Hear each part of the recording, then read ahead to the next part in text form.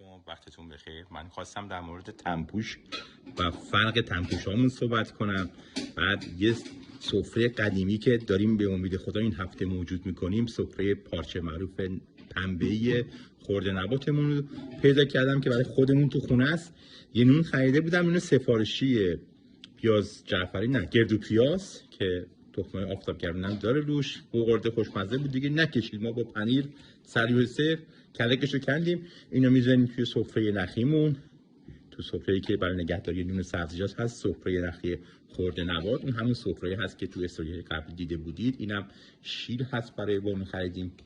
اینم که پنیر که نونو نصفشو کلکشو کندیم و اینو میذاریمش داخل.